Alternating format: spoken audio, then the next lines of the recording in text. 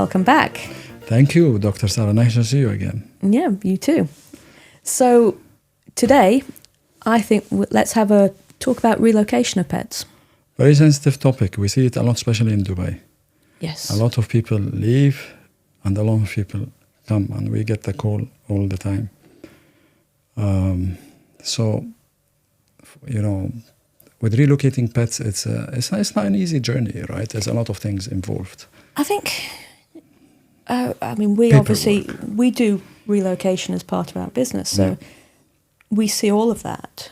And I think there are two types of relocation, if you like. There are the well-planned, the people with a lot of time to make decisions, know when they're going.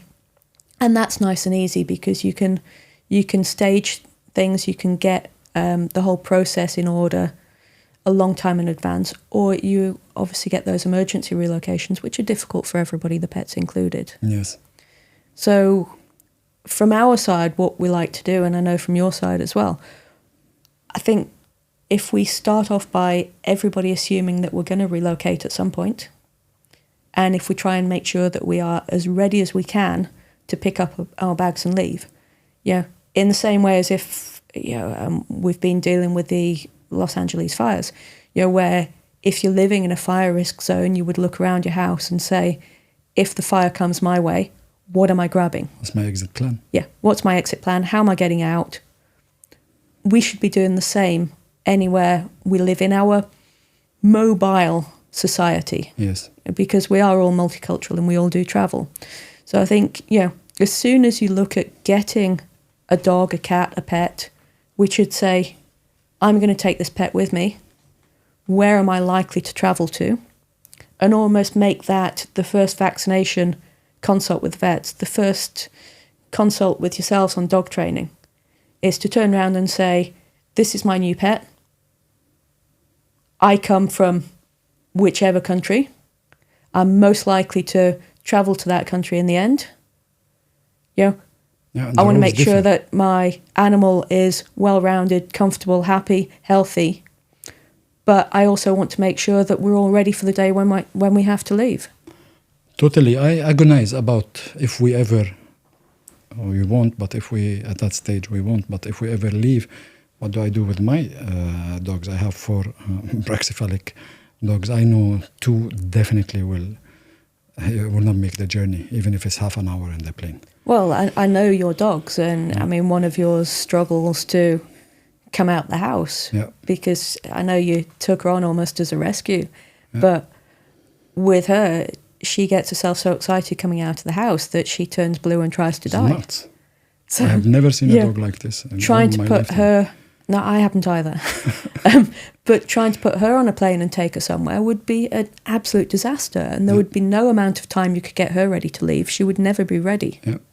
I think, I like the way you structure it. It's very important. There is emergency leave and there is, well-structured leave and good planned leaves. And there's much that can be done in planning to reduce our anxieties. Yes. Right, and we have to also differentiate between the countries that we travel to, from mainland to islands, because also there's a differentiation in regulations, and also some dogs are considered banned in certain countries, and some dogs are not. And so, for example, with our dogs, we're stuck, right?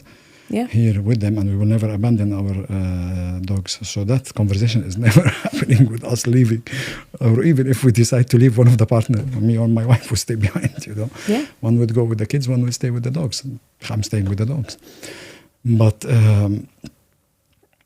again, when we speak about behaviors and structuring today, and this is something that I would like us to elaborate on more, maybe in next episodes, about prepping our dogs for our urban lifestyles. And one of it is relocating or traveling or taking our dogs as simple as vacation with us if possible. And some people do that, right? Again, from that, if we look at our parents' lifestyle, our parents were much more likely to come out of college, university, school, and end up at a job in a company and then stay with that company for the next 40 years. Yes. If you look at the different dynamics now, probably the average job life for a person is 2 years. Yeah, some countries maybe longer, but if you say you stay in an average job, and the way we all live, that would be in an average country for 2 years. We need to be ready to plan to move to that next one. Around, yeah. And that's part of our life. It's new house, new job, new something every 2 years. And we all need to be flexible, robust enough in our way of life for our dogs to cope with those transitions that we make. And that needs to be catered to more in our field, right, of dog training and behavior. I always felt that we separate both, but they are entwined. And then when people are training dogs, they are focused on, skill sets, offsets, they come, whatever it is. But we're not really fixing, behaviors, and we're working on the full structure of the dog. We think we are, but are we? And how much are we tailoring into it? So I see a perfect marriage today. They can no longer be separated. Some people will disagree with me that no, they were never separated. I beg to differ. They were separated. People call dog trainers. They're not calling dog behaviorists. And people, they are calling the behaviorists when they have a behavioral issue, when both need to be answered in the same. In an ideal world, a dog trainer would take a perfect puppy and train it to be able to cope with any situation, to be a well-rounded individual and have a nice, stable life. And that would be a pure dog trainer. Agreed. In our world, what happens is a lot of the dogs we take on already have behavior issues that need to be worked with, recovered from. Great. And dog training is more about taking those individual behaviors of that dog, dealing with its anxieties and trying to make that dog as a well-rounded an individual we can. 100%. And also Dubai, the place we live in is different in terms of its urban requirements to other places and countries, right? And we do see different behaviors. I'd say from that aspect, probably as humans, we've had a better ability to change, a faster transition than our dogs. Because, and again, we were talking about some of this earlier, we have a purpose in our lives. And so we choose to live in an urban environment, and we have a well-structured day where we have a job, and that is our purpose. We go out to our job, we do stuff, and we come home to our life. Whereas not that long ago, our dogs would be on a farm in a country environment. Correct. Even in a place where they were maybe left in the yard, the garden all day. Correct. Where they had plenty of sensory challenges, opportunities. Yeah. Even if it's barking at the postman or watching what's going on, chasing a few birds around the garden, it's still a sensory opportunity. Yeah. Whereas the way lives change is we've now, unfortunately to a degree, we take away the purpose of our dog because we expect them to live in our apartment or air-conditioned villa without much access to the outside, especially in the summer with the climate here. And then we expect them to be as well-rounded as an individual. Yeah, I think, also dogs have become more humanized than what they're supposed to. I'm not saying we don't love or care for our dogs like a family member, but still a dog, and we need to treat it as a dog and understand how that creature actually works. So we give it what it really needs and what's best for it, and not necessarily cuddling and carrying the dog is what the dog needs. Yeah. Right, and like you were saying, it's sensory. It's important for them to use their sensories, and we take that and we put it into the perspective of grabbing a dog, putting it in a crate, and flying it across the world 10 hours, 15 hours, 3 hours, whatever it is. And the experience of that on a dog is the magnitude of it. You can imagine, I don't know, have you been in a cargo plane in the back? The sound, the cool. I would actually say that is probably the smallest part of the journey of the dog. Mm-hmm. And, we talk to people all the time, and, people ask is, can I take my dog in cabin? Because you have three options to most countries. You have a choice of in cabin, where your dog or cat gets stuck in a small crate by your feet. And depends on the weight of the dog also. Depends on the weight. That's only with the small breeds. Or you have the excess baggage where they get taken off the airport like a pair of skis from you, and they go through the system and go into the cargo belly of the plane. Yeah. Or they go via cargo, which is where they have their own ticket and they're boarded in the same way as you would your shipment of, I don't know, fine art. Yeah. And they have their own airway bills, their own ticket, and they get taken to the destination. Now that way is in some ways the most secure because you've got very highly trained staff at either end of the airport to deal with them. Yeah, it depends with the airlines as well, right? It doesn't, but the cargo should have specialist centres at either end. Okay. Whereas your excess baggage, they come off more with the other suitcases, so they're not dealt with. Yeah. So out of the options... So they're moving on a conveying belt? Can be, yes. Okay. Now, if they're cargo, then you've got the 2 stress periods at either end where they're being taken onto the plane, taken off.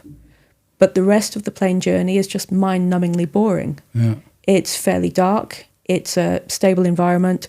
So it's very much a non-stress because you get the hum of the airplane, but it's like white noise. So that area isn't particularly stressful. It's just the getting on and off. Whereas people often think that in cabin is going to be much nicer because they've got fluffy by their feet. Yeah. But can you imagine if you are trapped in a small box and you've got the trolley coming backwards and forwards, you've got all these feet of people going backwards and forwards to the toilet, you're in a much smaller box, you buy somebody's feet, so you get kicked, unfortunately, by that unruly child or person next door. That whole flight is incredibly stressful, and then you're carried off through the airport at either end. So you have all of those multi-change environments as you go backwards and forwards. Yeah. And I think there's also pros and cons to this. Like if I had the opportunity of taking the dog with me in the cabin, and there's a big cabin and you're traveling with style. No, what you're saying is if I could take my dog on a private plane, I would. There is that service now, right? Yes. Definitely. If I could, I would. Definitely 100%. This is my first choice of... But, I mean, even for us, there's a massive difference between travelling by private plane and travelling cattle or economy. Yeah. There is. Yeah, there is. Yeah. But for me, the behavior of the dog is quite... what the dog is going to go through needs to be reverse engineered to get the dogs, if you say if you can, to a certain level, proofed to that journey. But the other big thing to remember is that the biggest part of the journey is where it's going to end up. Let's say your home in Sweden or other country is a 5-10 acre garden. Amazing. We'd all love to have that. And then you move to a 2-bedroom apartment here.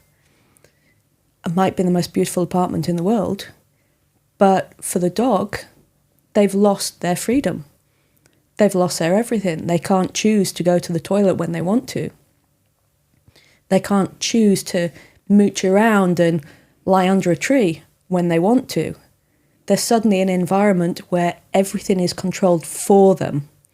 And they've... Confinement. It's confinement, but it's absolute loss of control. So it's confinement on confinement. Yeah. And the reason I say it's confinement on confinement is, it's a big debate, but is how the dog has a garden, is confined in that space, and it can have behavioral issues there today. And then we take it into an apartment, and it will also develop or escalate on the behaviors that it already had before. And then people would think like, okay, I'm going to do more walks with my dog. It's going to be more fun with them. But that also is very restrictive, right? Because the dog is on the line and it doesn't get to do what it wants. And also at times of year here, we've got the weather constrictions. So they can't go for a walk because it's physically too hot. Yeah, the summer is deadly. And we need to be very careful with that. And we spoke about that previously, right? But yeah, the change is, the change... I would say that a dog would go through.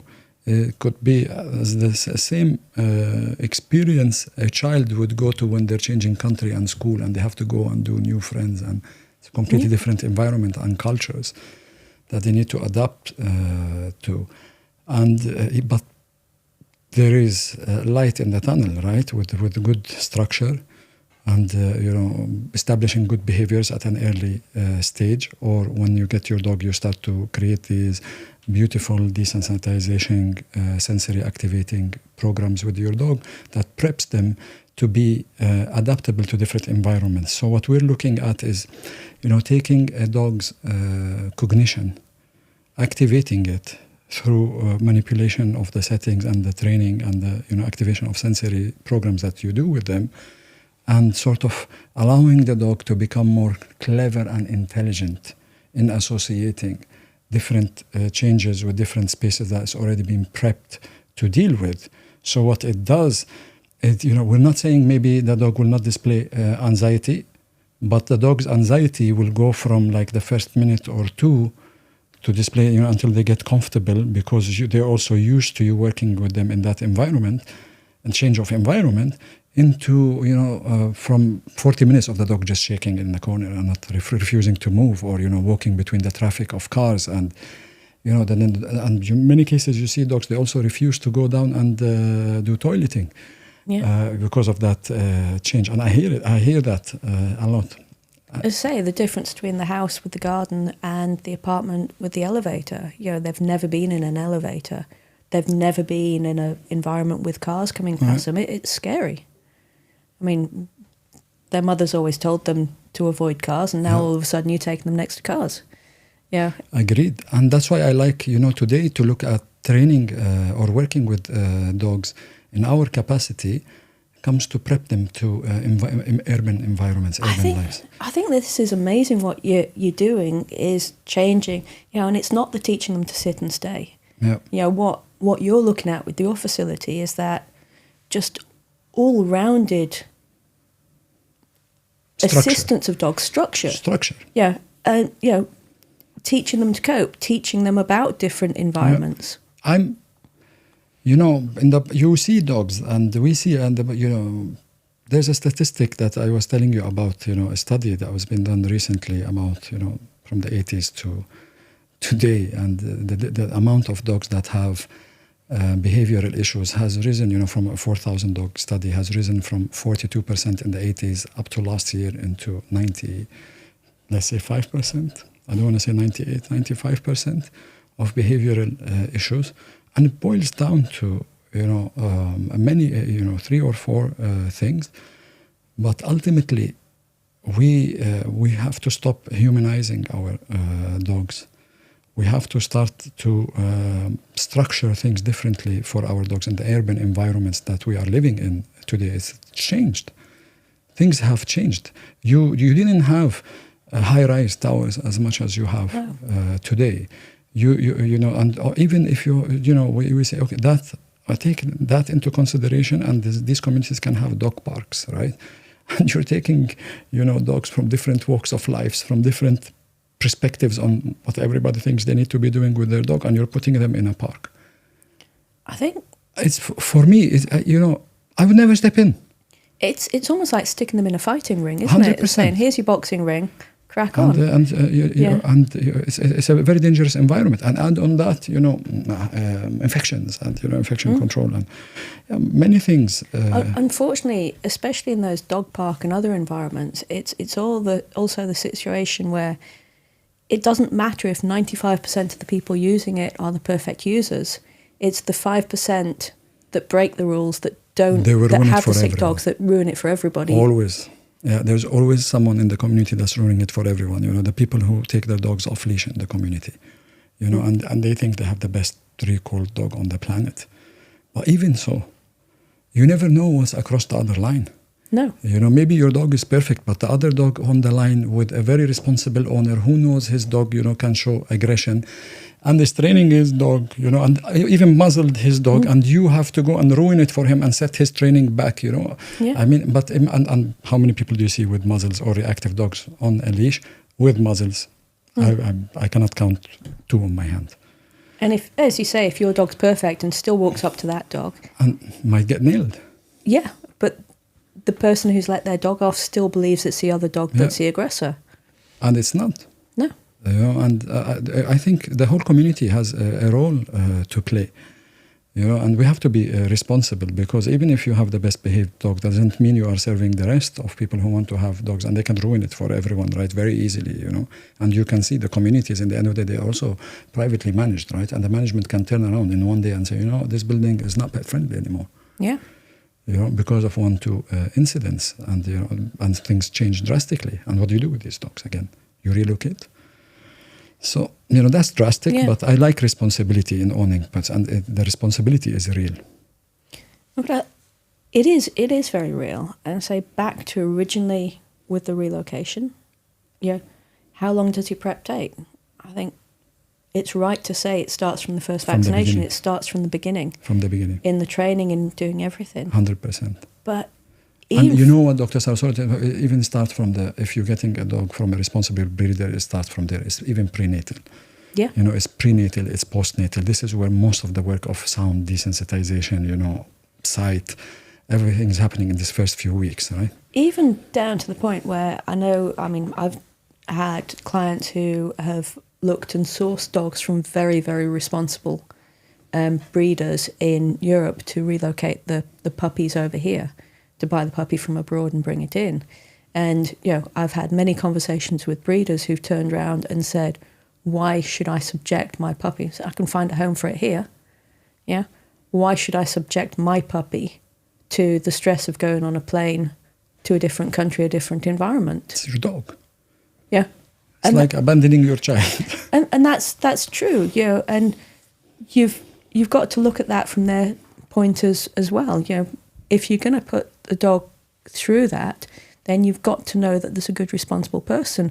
And I think the person who is doing that on this side, that is proving their point to the breeder, going through and evidencing why they should be the new owner of that dog, those are the good people. Agreed. Those are the really, really good people. Agreed. Because they've been responsible enough to source it, deal with it properly, and justify their case. And those people are also going to be on board for taking the dog with them next time. I tell you from experience, when we get to work, and I'm lucky enough to work with clients who source dogs from such breeders, can't tell you how much it works. Our work easier. Mm-hmm. It is much easier. The structure is completely different. You're dealing with a bomb-proof dog, Yeah. You can put it through different tests. I'll give you an example. We have in the center, we're starting now to explore and maneuver a lot with our daycare and introducing sensory touch play, right? And we've put in different locations aluminum foil on the floor. And we made a sort of this path where the dogs in the end would have no option if they want to get to the food bowl but to cross that and walk over it. Mm-hmm. Well, we have like 30 dogs in the school that day. I can tell you, a single dog crossed it from the first time. Yep. Not one crossed it who, by the time they put their foot, they hesitated and then they crossed again. Mm-hmm. And the majority did not cross it. They had to go around the obstacle course from the field. We made it very hard for them to find a narrow alley where they can maneuver around it. And that was the only way you will get without touching the let's say, lava. Yes. Lava. Floor is lava. Floor is lava, yeah.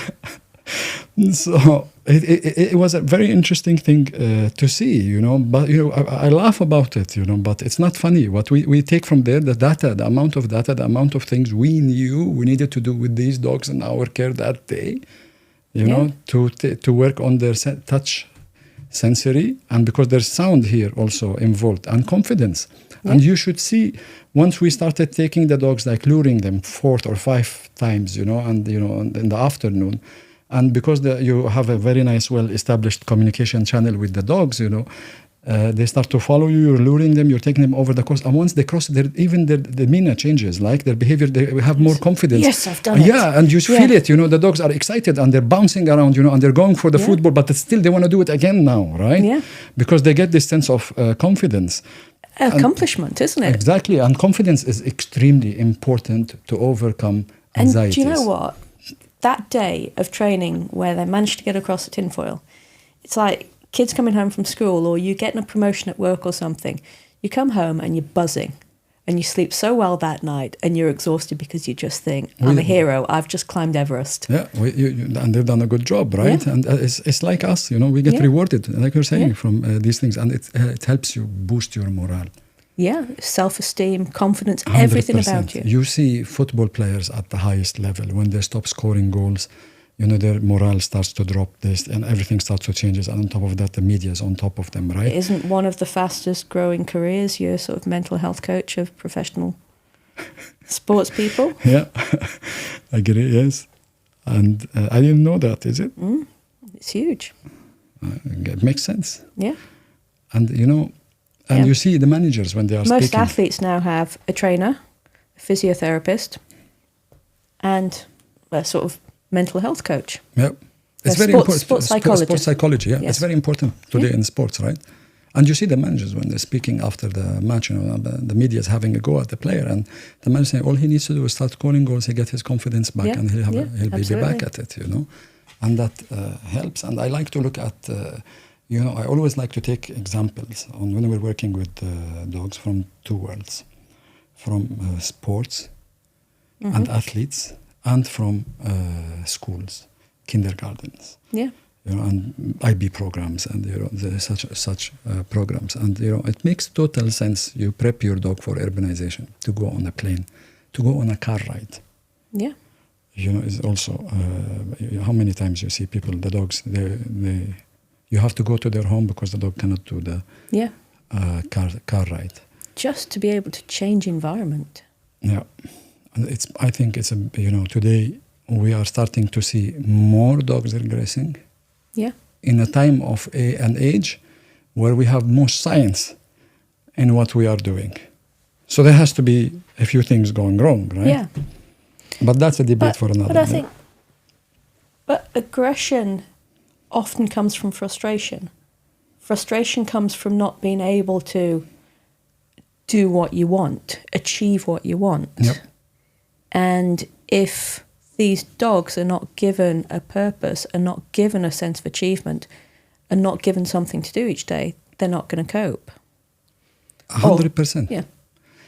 Look, keeping dogs today can be, maybe you have the best environment, the best house, the best everything for a dog, but can be a real prison. Dogs don't understand luxuries. They don't understand aesthetics, right? They understand their natural instincts and the way their cognition works. I believe they see things in, I don't mean about their eyesight, but they think about things in black and white, and the gray areas are very small for them. There is no too much, debate in their head, whether there is to a certain decision-making process, right? But not as sophisticated as the way we, of course, take. And if we take that into consideration, and today we look at how most dogs are living, the biggest enrichment a dog would get is from, assumably, a dog walk. Mm-hmm. And that is also on a line. It's controlled. The dog is, again, confined. Yeah. The dog is confined in a house. The dog is confined in the manner he eats. The dog is confined in the manner it takes water. In fact, everything is confined. Nothing at all is under their control. Exactly. And then they start to develop behavioral problems, if we can say they are behavioral problems. Boredom creates destruction. They start to tear through the furniture. They start to eat the walls. They start to howl and bark excessively. They would react to the smallest sound. And then they will start to display separation anxieties when the owners go, for example. And it's one of the most biggest problems you see today, but it's not by surprise. No. It's by design. The only thing the dog has to, gets throughout all of this relationship is to spend time with you, and you leave the house, you leave the dog. Of course, it's going to have also separation anxiety when it has nothing else to do. So I think from that aspect, I suppose in our dog owning, we've all become much busier in our lives. We all work a lot more. We all do things we're all busy all of the time, whether that's going out for dinner, working, whatever we do, rushing from A to B. I think for our dogs in our lives, we now need to actually try and be less selfish. We need to turn it around, and we need to be more accommodating for their needs, and look at back to, we've had these talks before about, should I get a dog? And it is back to that, should I get a dog? Or if I've got a dog, how do I make enough quality time for that dog? Great. Yeah. And the quality time, Dr. Sarah, is, a lot of people, what we need to change is the conception to what is the quality time, right? Before even the quality time is the quality mental state of the dog. Yeah. And the use of its senses. It's not only going to the beach or taking the dog to the cafe with me. That's also, where's the sensory, activation in this? In fact, we're training the dog to behave in a certain way in a cafe and not move from. Yeah, where does the dog get to decide what it does? Very, very rarely. Yeah. But and that's the difference between service dogs and domestic dogs. Yeah, well, I mean, majority of service dogs are happy because they have a purpose, and because it's a bit like people. If you do your chosen career, you're generally much, much happier in what you do. These dogs, they love smelling, they love chasing, they love doing that part of their job, and somebody saw how good they were at it and made that their career. So for them, it's amazing. Yeah. How could it be more fun than being told to do what you like? I use my senses to do what I'm supposed to do every day. Right? Yeah. And I get rewarded every time. Yeah. The difference in the end is, like if they're foraging in the wild, some days they'll find food or not, and not, Yeah. But here they always find, in the end of the day, the food or the toy or whatever motivates them to take and operate, right? But again, on relocation, I think you're spot on when you say there's planning that's involved in here, and understanding which countries we're going to, prepping the dogs behaviorally, in advance. Don't leave it too late. You never know, and crate training is extremely important. As I'm part of that journey. Even if the dog is going in cabin, then there's a lot of groundwork to be doing with the dogs being in cabin, and also there is medical aspects that need to be taken into consideration. Sometimes you have to leave, but the dog can't make the journey for medical reasons, and then this is there has to be plan B and C, in place for this, and you see a lot of heartbreaking. You do. You do. And sometimes it's not in the hands of... you also see some great stories. Agreed. We've got a staff member of ours at the moment who's fostering a dog for someone. Now, this old boy is on his way to Australia, and he is an old boy. Yeah. He's hilarious. He's coming up 14 years old. Wow. And his family has had to leave for sort of work and other reasons, and he's been fostered. But he's going there. Yeah. And he's going to go there. But it's one of those aspects that, if we'd had the opportunity, if we'd had that option of speaking to these owners a year ago, instead of when they come in and say, I've got to leave. Yeah. I've got to leave and I don't know what to do. And you turn around and you say, look, I'm really sorry, but you've actually got 8 months worth of tests before we can get him there. Yeah, if we'd started doing those tests a year ago, and there are tests for countries like that might cost a bit more money each year, but if you're not sure if you're going to leave, get the test done, keep your travel time or your sort of lead to travel time down to a month if you can. Yeah, it's so much easier. There are very few jobs where you don't get a month's notice or a month to change. Agreed. And if we can keep those dogs' travel requirements down to a month, so much easier. I'm glad we did this today, because it does shed light on very simple things, on prepping for a day that maybe you're not considering today, but maybe in the future you never know. Plans change. You have to travel. You have to leave the country. You have to take your pets with you. And early preparation, like you're saying, a simple test on a quarterly basis would have saved you all the hassle of leaving and cost as well. In many cases, right? We house a lot of dogs that are in that transition. even now we're at that stage where it's almost getting too late for some dogs to prep them for their summer travel. Yeah, because it's not even about relocation now. We get a lot of dogs, and it's quite nice to see, that will go away they leave the hot months here behind and go away to Europe or somewhere for 2 months in the summer, go and run around fields, have a fantastic time, and come back here. Yeah, it works. Early preparation. Yeah, definitely. There has to be more awareness on the topic, prepping, arranging the trip, the logistics behind it. And also the size of the box, the weight of the dog. If it goes in cabin, it doesn't go in cabin. Yeah. And again, the medical aspects. For me, the scariest thing is medical fitness of my dogs to do such a journey. If they were medically fit and we're going home, like we went home at one time for 2 months when my wife was on long leave when my second son, my daughter was born.